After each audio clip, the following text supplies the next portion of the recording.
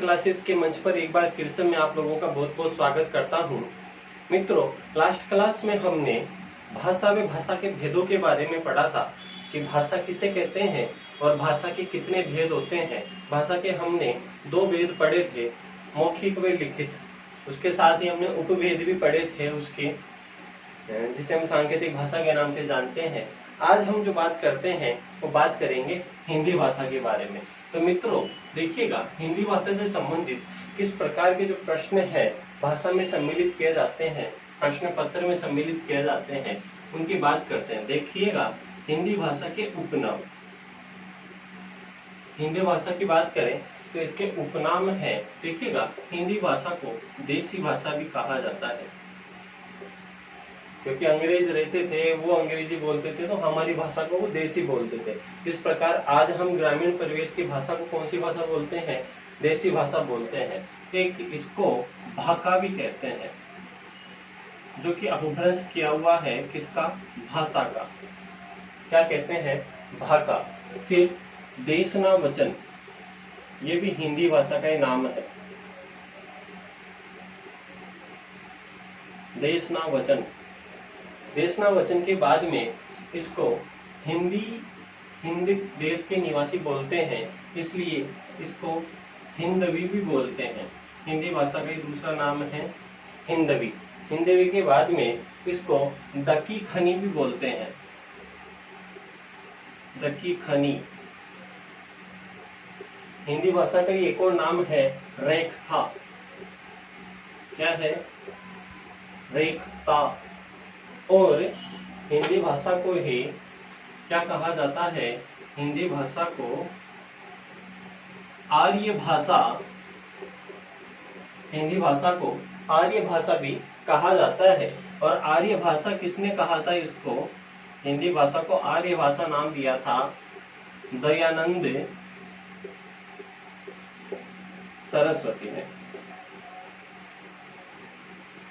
हिंदी भाषा को आर्य भाषा किसने कहा? हिंदी भाषा को आर्य भाषा कहा दयानंद सरस्वती ने। अब देखते हैं हिंदी भाषा से जुड़े हुए कुछ रोचक तथ्यों के बारे में बातचीत करते हैं, जिनसे प्रश्न आने की संभावनाएं अत्यधिक होती है। कभी कभी उपनाम से रिलेटेड प्रश्न अगर पूछना चाहे तो आपके सामने यहाँ मैंने इसके उपनाम लिख दिए हैं। आगे चलते हैं। देखिएगा, हिंदी है वो विश्व की दूसरे नंबर की भाषा है, अर्थात विश्व में चीनी भाषा के बाद, चीनी भाषा के बाद सर्वाधिक बोले जाने वाली भाषा है।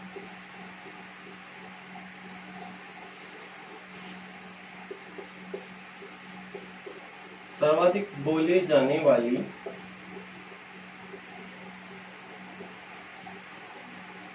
भाषा कौन है? सर्वाधिक बोले जाने वाली भाषा हमारी हिंदी है। विश्व में एक नंबर पे जो सर्वाधिक बोली जाती है, सर्वाधिक भाषा जो बोली जाती है वो बोली जाती है चीनी भाषा। किंतु चीनी भाषा के बाद में दूसरे नंबर पे कौन सी भाषा बोली जाती है? हमारी हिंदी भाषा, हमारी राजभाषा हिंदी दूसरे नंबर पे आती है विश्व की तमाम भाषाओं में। ये वही आजकल चीन है ना, बहुत कुछ हमसे आगे निकलने की कोशिश कर रहा है। भाषा में तो आगे है और भी परिस्थितियों में आगे निकलने की कोशिश कर रहा है, किंतु हमारी सरकार, मोदी सरकार जो है वो काफी कुछ उसके ऊपर कदम उठा रही है। टिकटॉक वाले बेरोजगार हो गए। आगे चलते हैं। देखिएगा, विश्व में चीनी भाषा के बाद सर्वाधिक बोले जाने वाली भाषा कौन सी है? सर्वाधिक बोले जाने वाली भाषा हमारी हिंदी है।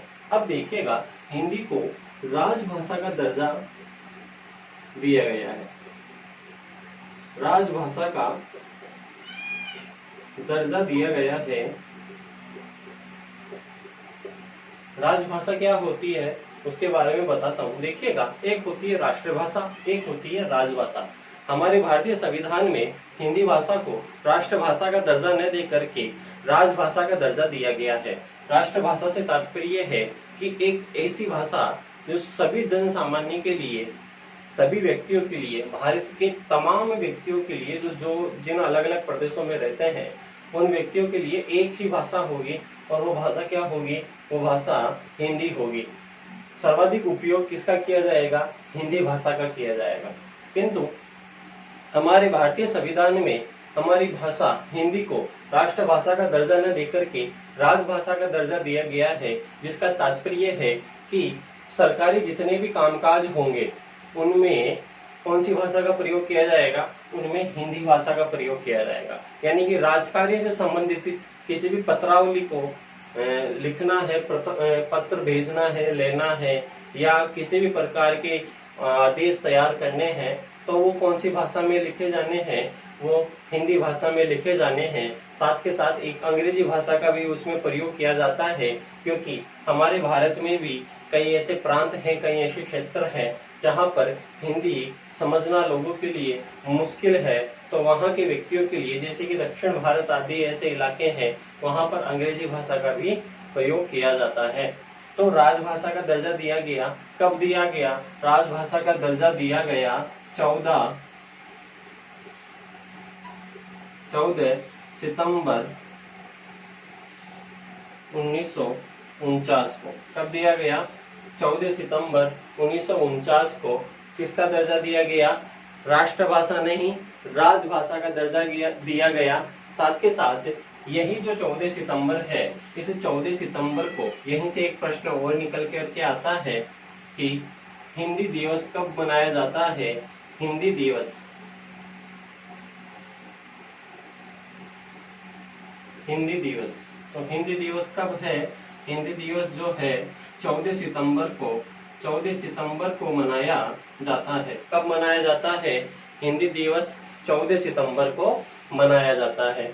अब देखिएगा, आगे चलते हैं। इनसे आने वाले प्रश्न जो हैं उनमें जो सर्वाधिक संभावनाएं बनती है, पूछ लेगा कि आर्य भाषा, हिंदी को आर्य भाषा से किसने संबोधित किया? तो हमारा उत्तर होना चाहिए दयानंद सरस्वती। ठीक है। विश्व में सर्वाधिक बोले जाने वाली भाषा, प्रश्न नंबर 1, विश्व में सर्वाधिक बोले जाने वाली भाषा कौन? चीनी। विश्व में द्वितीय नंबर पर या दूसरे नंबर पर बोले जाने वाली भाषा कौन? हिंदी। फिर आता है राष्ट्रभाषा का दर्जा दिया गया है या राजभाषा का दर्जा दिया गया है, तो हमारा उत्तर क्या होना चाहिए? हमारा उत्तर होना चाहिए राजभाषा का दर्जा दिया गया है। कब दिया गया है? तो 14 सितंबर 1949 को दिया गया है। कहाँ दिया गया है? भारतीय संविधान में दिया गया है। ठीक है, आगे चलते हैं। नेक्स्ट प्रश्न आता है ना कि हिंदी दिवस कब आयोजित या कब मनाया जाता है, तो हमारा उत्तर होना चाहिए कितना? 14 सितंबर। 14 सितंबर को हिंदी दिवस के रूप में मनाया जाता है। आगे चलते हैं, हिंदी भाषा की जो लिपि है उसके बारे में बातचीत करते हैं। ठीक है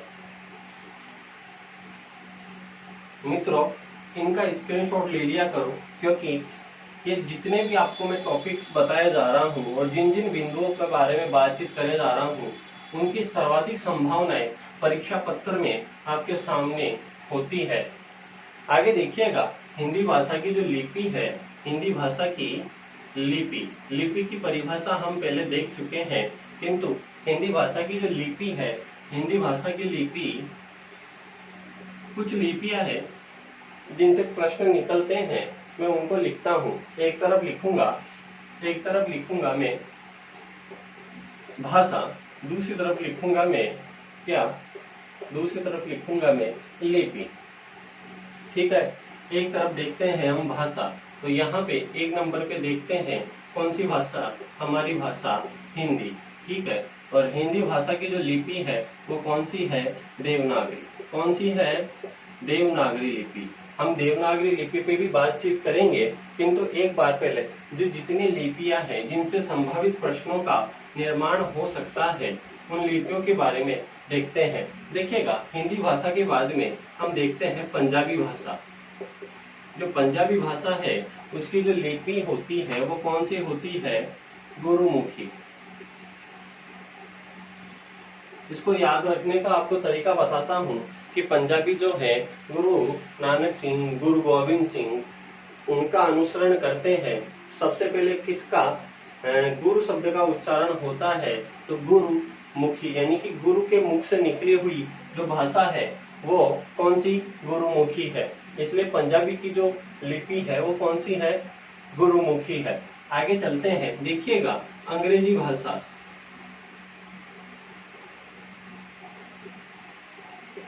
अंग्रेजी भाषा की जो लिपि है वो कौन सी है, वो है रोमन।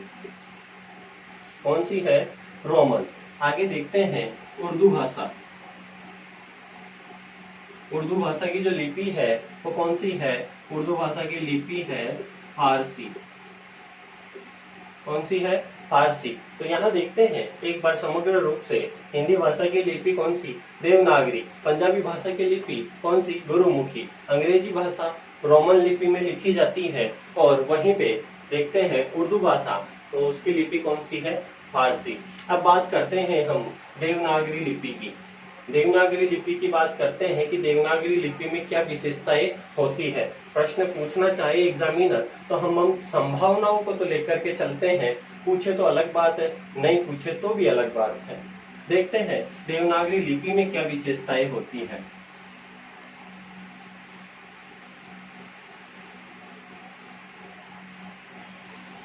यहाँ देखिएगा देवनागरी।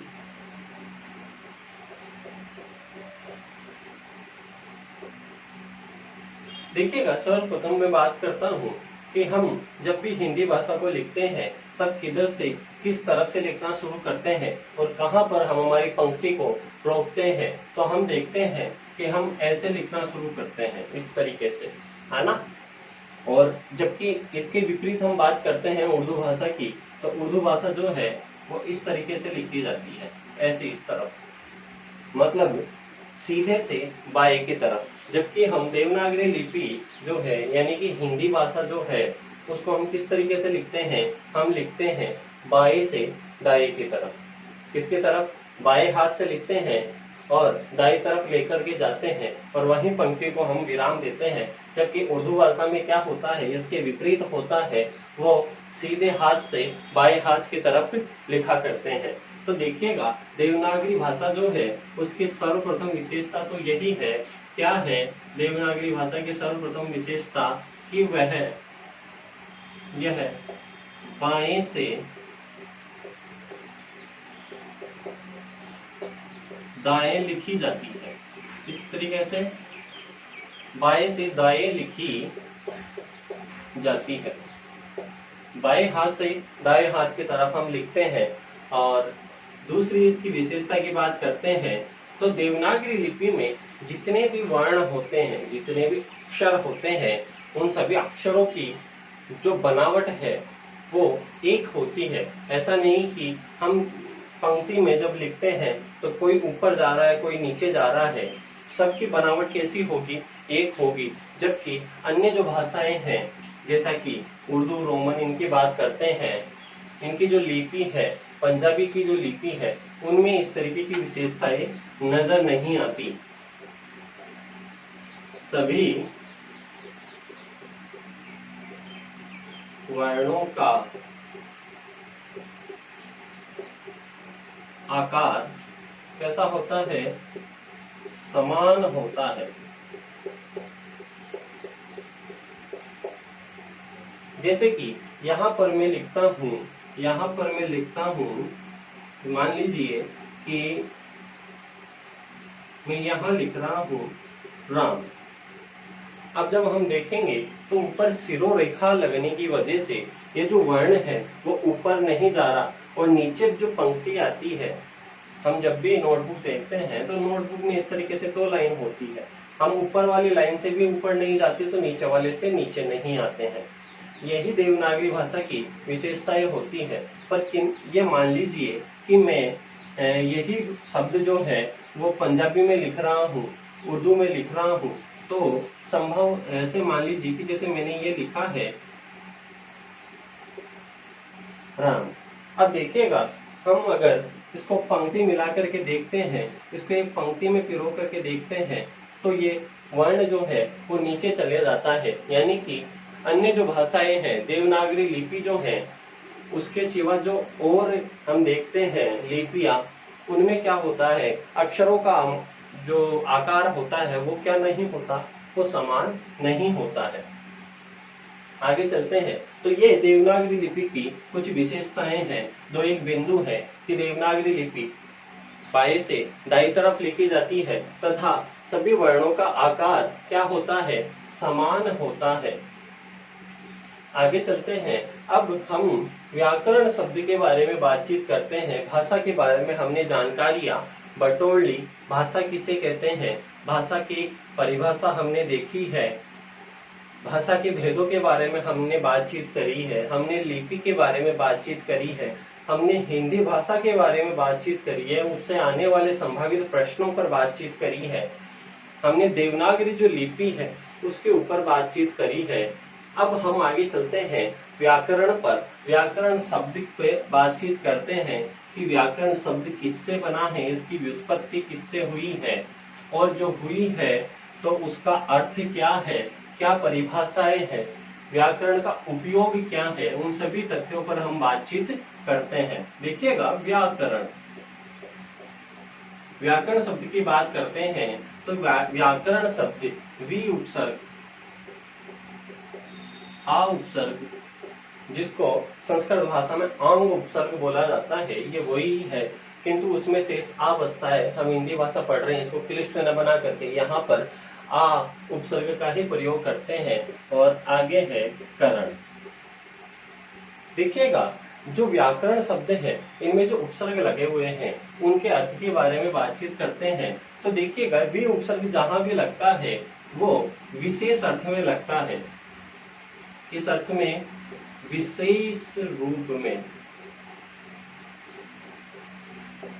किस अर्थ में लगता है, विशेष, स्पेशल बना देता है किसी भी शब्द के। जैसे शेष शब्द है उसके आगे हमने वी लगा दिया, वी उपसर्ग लगा दिया, तो कौन सा बनेगा शब्द, विशेष बनेगा, स्पेशल बन जाएगा। तो ये स्पेशल के लिए काम में लिया जाता है। आगे देखिएगा, आ जो उपसर्ग है, आ उपसर्ग का प्रयोग पूरी तरह से, पूरी तरह कंप्लीट, जैसे कि जन्म शब्द के आगे हम आ उपसर्ग लगाते हैं तो हमारा जो शब्द है वो बनता है, क्या बनता है, आजन्म, यानी कि जब तक जन्मेगा तब तक, संपूर्ण, पूरा, है ना। तो उसी तरीके से यहाँ पर भी आ उपसर्ग का हम अर्थ क्या लेंगे, पूरी तरीके से। और यहाँ पर हम देखते हैं करण शब्द की बातचीत करते हैं तो करण शब्द का अर्थ है यहाँ पर क्या, व्याख्या करना। क्या करना, व्याख्या करना। अर्थात व्याकरण जो है उसका कार्य क्या है उसकी बातचीत करते हैं। देखिएगा, व्याकरण विशेष रूप में पूरी तरह है, क्या करता है, व्याख्या करता है। किसकी करता है, वो करता है भाषा की, भाषा की विशेष रूप में, स्पेशल बना देता है। किसी भी भाषा में जब व्याकरण का प्रयोग होना प्रारंभ हो जाता है तो वो भाषा स्वतः ही स्पेशल बन जाती है, विशिष्ट बन जाती है। क्यों, क्योंकि वो भाषा शुद्ध हो जाती है, परिष्कृत हो जाती है। इसी प्रकार से पूरी तरह यानी संपूर्ण रूप से हर छोटी बड़ी बारीकी को ध्यान में रखते हुए पूरी तरीके से क्या करती है, व्याख्या करती है। कौन करती है, कौन करता है, व्याकरण करता है। यानी कि यहाँ पर देखते हैं व्याकरण भाषा की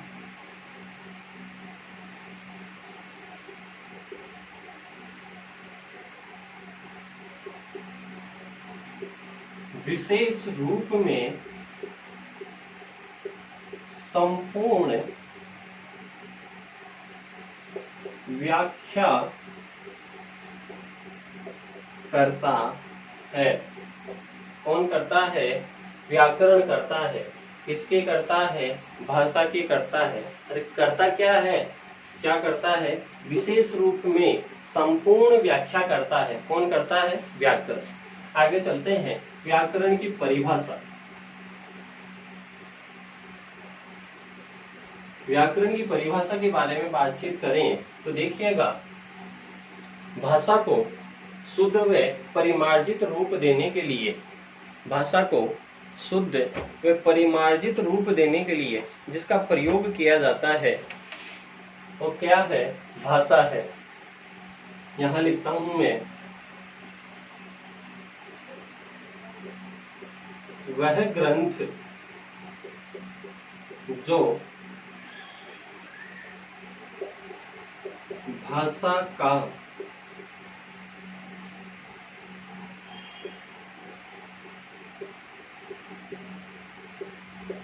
शुद्धिकरण व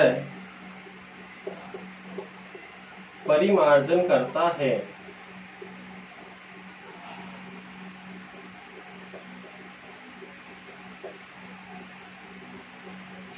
वह क्या है? वह व्याकरण है। क्या है? व्याकरण है। वह ग्रंथ जो भाषा का शुद्धिकरण में परिमार्जन करता है वह क्या है? व्याकरण है। भाषा के व्याकरण के अभाव में भाषा का जो परिष्कृत रूप है वो निखर के आना संभव नहीं होता है। जैसा कि उदाहरण के तौर पर हम बात करते हैं, हम ग्रामीण परिवेश में जिस भाषा का प्रयोग करते हैं उस भाषा का कोई व्याकरण नहीं होता है। हम व्याकरण के अभाव में उसी भाषा का प्रयोग करते रहते हैं और उसी जो हम देखें तो वो हमारी भाषा का परिष्कृत रूप नहीं है। जैसे कि बातचीत करता हूं मैं कि हम जैसे कि इधर अजमेर रोड पर हाईवे पे गांव है मोखमपुरा। क्या है? मोखमपुरा।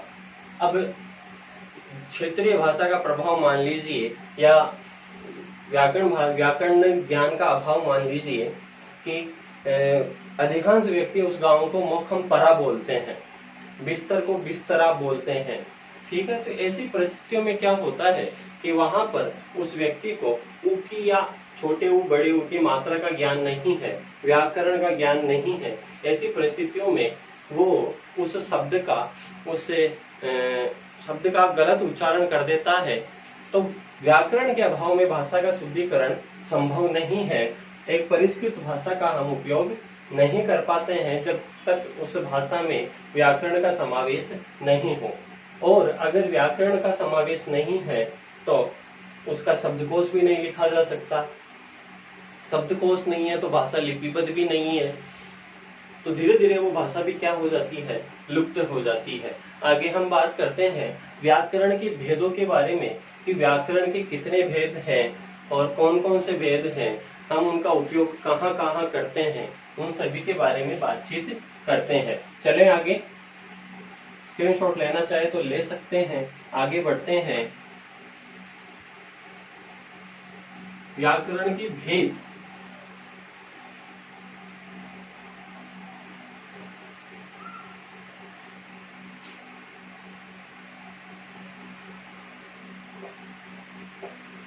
देखिएगा मित्रों, व्याकरण को 4 भागों में विभाजित किया गया है जिनके बारे में हम पढ़ते हैं।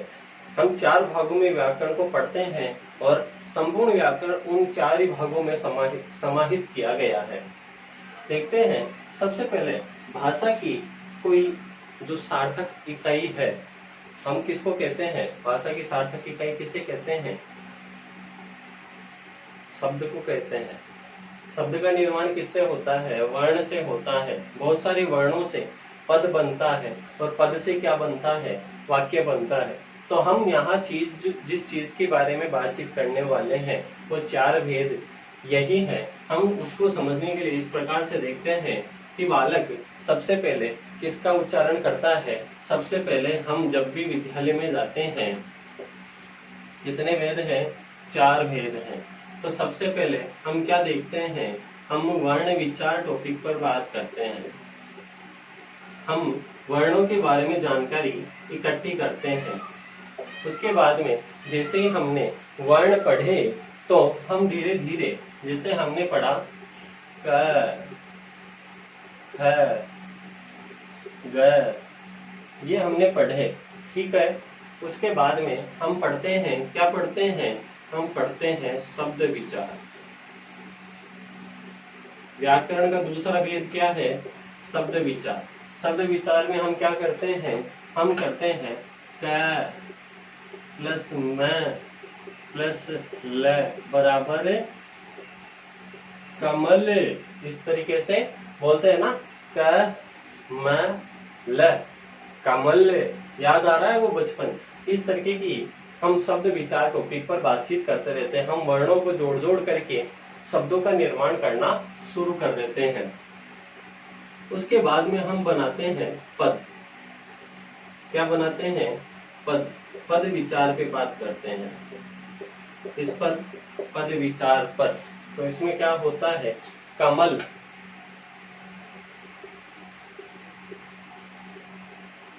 खिला, संज्ञा सर्वनाम आदि पर हम बातचीत करते हैं। कहाँ पर करते हैं हम?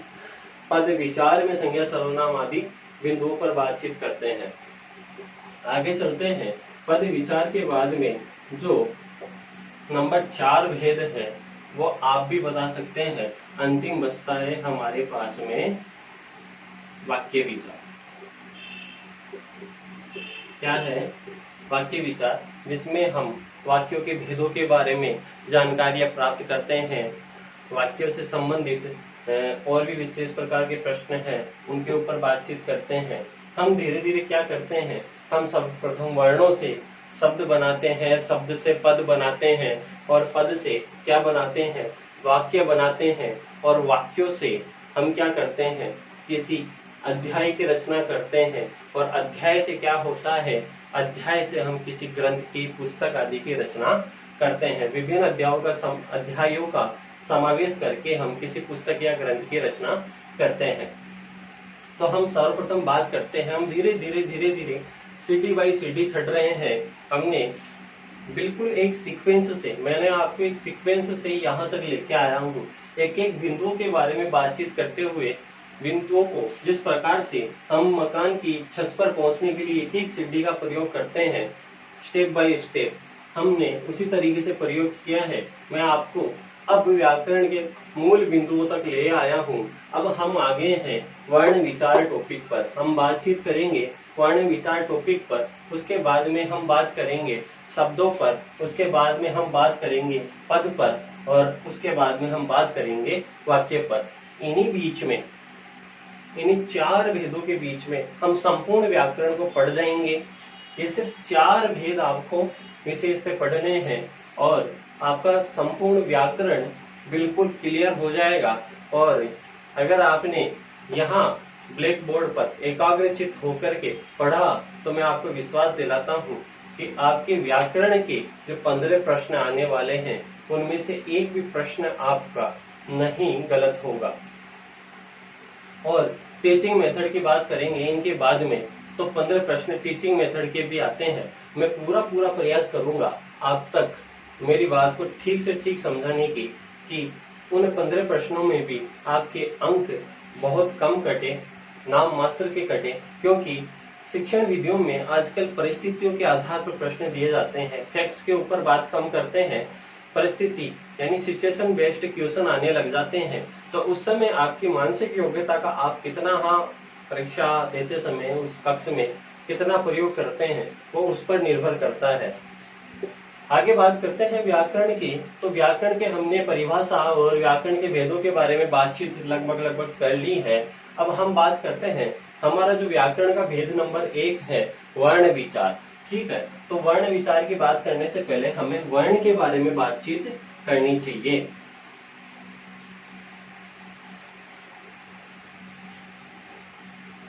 चलो देखते हैं वर्ण।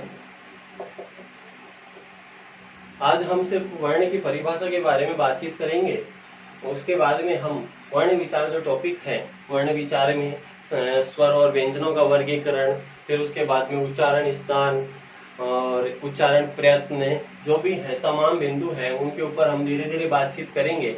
आज जो है क्लास जो है काफी लंबी हो चुकी है, तो मैं बात करता हूँ वर्ण की। तो वर्ण के बारे में बातचीत करें तो भाषा की सबसे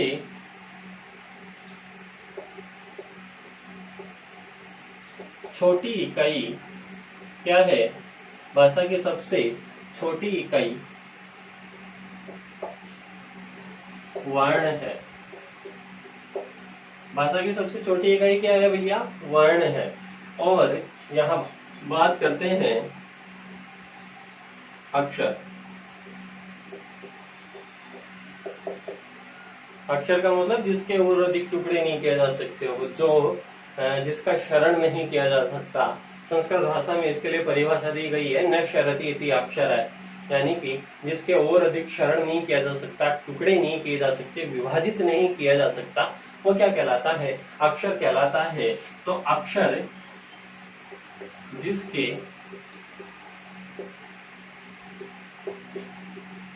और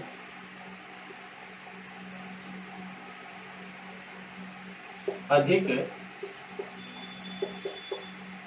विभाजन संभव नहीं, वह क्या है? वह अक्षर है।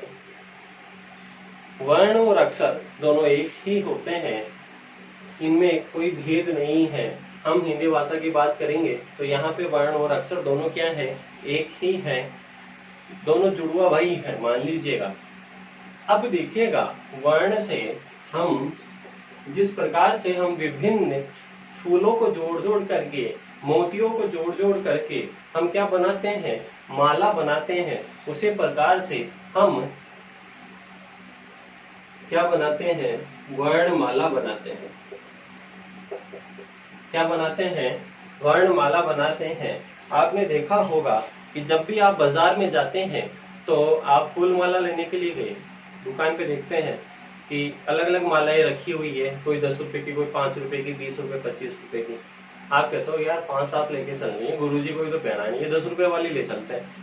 अब 10 रुपए वाली माला आप जब हाथ में लेते हो तब आपको क्या दिखता है? आपको दिखता है कि उसमें हजारे की जो माला है, 10 रुपए में तो हजारे की आएगी, हजारे की माला में बीच बीच 5 वाली तो प्योर हजारा है, उसमें सिर्फ हजारे ही हजारे हैं। 10 रुपए वाली में हजारे के साथ साथ बीच बीच में आपको गुलाब के फूल भी 2, 4, 5, 7 जुड़े हुए मिल जाएंगे। भाई 10 फूल 5 फूल के बाद में फिर गुलाब का एक फूल लगा दिया, इस तरीके से लगा दिया जाता है। उसी प्रकार से हमारी जो वर्णमाला है, कौन सी माला? वर्णों की माला। इस वर्णों की माला में भी ये 10 रुपए वाली माला है, इसमें कितने प्रकार के फूलों का प्रयोग किया गया है? 2 प्रकार के फूलों का प्रयोग किया गया है। कौन कौन से वो फूल हैं? एक तो जिसको हम गुलाब कह रहे थे वो तो क्या हो गया? स्वर हो गया। और जिसको हम हजारा कह रहे थे वो व्यंजन हो गया। हम आगे की क्लास में इनके ऊपर विस्तृत रूप से बातचीत करेंगे, मगर आज वर्णमाला को हम परिभाषित तो कर सकते हैं। देखते हैं वर्णमाला किसे कहते हैं। वर्णों के संग्रह को क्या कहते हैं? वर्णमाला कहते हैं।